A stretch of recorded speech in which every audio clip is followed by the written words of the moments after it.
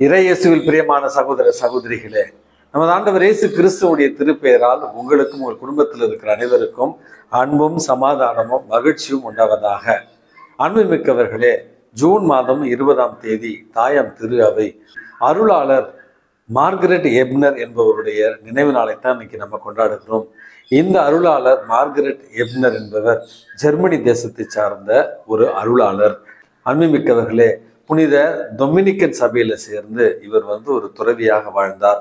பணக்கார குடும்பத்துல பிறந்திருந்தாலும் மிக ஏழ்மையான ஒரு வாழ்வை வாழ்ந்தார் என்றும், வாழ்நாள் முழுவதும் ஆண்டவருடைய பாடுகளை தியானித்த ஒரு புனிதையாகவும், அந்த பாடுகளின் வாயிலாக இறைவனை அன்பு செய்த ஒரு புனிதையாகவும், வாழ்நாள் முழுவதும் நமது ஆண்டவர் இயேசு கிறிஸ்துவனுடைய பாடுகளை தியானித்த ஒரு புனித வாழ்வை வாழ்ந்தார் இந்த அருளாளர் மார்கரெட் எப்னர் என்று இவருடைய வாழ்க்கையில நம்ம வாசிக்கிறோம். அன்புமிக்கவர்களே, நம்முடைய வாழ்க்கையில கூட பல நேரங்களில துன்பங்கள் வருகிற நேரத்துல கடவுளுக்கு எதிராக முணுமுணுக்கிறோம். சோதனைகள் வருகிற நேரத்துல கடவுளுக்கு எதிராக முணுமுணுக்கிறோம். அருளும் ஆசிரும் கிடைக்கிற நேரத்துல கடவுளை கண்டுகொள்வதில்லை, கடவுளுக்கு நன்றி சொல்வதில்லை. ஆனால் மிகப்பெரிய ஒரு பிரபுத்துவ குடும்பத்தில் பிறந்திருந்தாலும் இந்த மார்கரெட் எப்னர் என்பவர் வாழ்நாள் முழுவதும் துன்பங்களை அனுபவித்தாலும், இயேசுவினுடைய பாடுகளை தியானித்தாலும், இயேசுவினுடைய பாடுகளை தியானித்த நேரத்திலேயே மரணித்தாலும் கடவுளை பற்றி முணுமுணுக்காமல் கடவுளுக்கு உகந்த ஒரு பிள்ளையாக கீழ்ப்படிதலோடு வாழ்ந்து துன்பங்களை ஏற்று வாழ நமக்கு ஒரு நல்ல முன் மாதிரியாக இருக்கிறார். இந்த அருளாளர் மார்கரெட்டா எப்னர் அவர்களுடைய பரிந்துரையால் துன்பங்களை ஏற்று வாழ்கிற ஒரு மனப்பக்குவத்தை இறைவன் உங்களுக்கும் எனக்கும் தருவாராக. அன்புமிக்கவர்களே, இன்றைக்கு நமக்கு கொடுக்கப்பட்டிருக்கிற நற்செய்தி வாசகத்துல நமது ஆண்டவர் இயேசு கிறிஸ்து மானிட வாழ்விற்கான ஒரு அடிப்படையான அறிவுரை சொல்லி தருகிறார். உலகத்துல மண்ணுலகில செல்வங்களை சேர்த்து வைக்காதீர்கள். இங்கே திருடர்கள் கன்னமிட்டு அதை கொள்ளையடித்துக் கொள்வார்கள், அல்லது பூச்சிகள் அவற்றை அரித்துவிடும். மாறாக விண்ணுலகில செல்வத்தை சேர்த்து வையுங்கள், திருடர்கள் கன்னமிட மாட்டார்கள். அப்படி என்று இந்த மண்ணுலகில் வாழுகிற நேரத்துல பொருட்களையும் செல்வங்களையும் எப்படி நாம் கருதி வாழ வேண்டும் என்கிற ஆழமான ஒரு உண்மையைத்தான் இந்த நற்செய்தி வாசகம் நமக்கு உணர்த்துகிறது. ஏற்கனவே ஒரு நிமிட மன்னாவில் ஒரு கதையை நான் சொல்லியிருந்தேன்.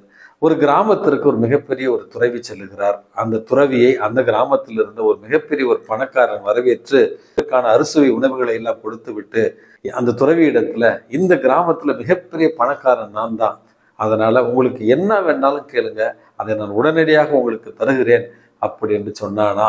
அப்பொழுது அந்த துறவி சிரித்து கொண்டே ஒரு 5 ரூபாய் நாணயத்தை எடுத்து அவன் கையில கொடுத்து விட்டு, அன்பரே, இந்த 5 ரூபாய் நாணயத்தை பத்திரமாக வைத்து நாம சொர்க்கத்துல சந்திக்கிற பொழுது இந்த 5 ரூபாய் நாணயத்தை என்கிட்ட திருப்பி கொடுங்கள், அந்த உதவி மட்டும் போதும் என்று சொன்ன நேரத்துல அந்த பணக்காரன் சிரித்து கொண்டே, இது எப்படி சாமி முடியும்? செத்ததுக்கு அப்புறம் யாரு 5 ரூபாய் 10 ரூபான்னு சொர்க்கத்துக்கு எடுத்துட்டு போக முடியும்? சொர்க்கத்துக்கெல்லாம் அந்த 5 ரூபாய் நாணயத்தை எடுத்து வர முடியாதே அப்படின்னு சொன்னானா.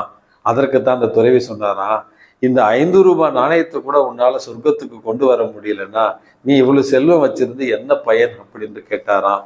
அப்பதான் அந்த பணக்காரனுக்கு இந்த செல்வங்கள் அழிந்து போகக்கூடியவை, இந்த சொத்துக்கள் நம்மை விட்டு போகக்கூடியவை, இந்த சொத்துக்கள் இந்த மண்ணுலகிலேயே நம்மை விட்டு போகக்கூடியவை, அழியாத செல்வம் இறைவன் மட்டும்தான், அழியாத செல்வம் அன்பு மட்டும்தான் அப்படி என்று உணர்ந்து கொண்டானா.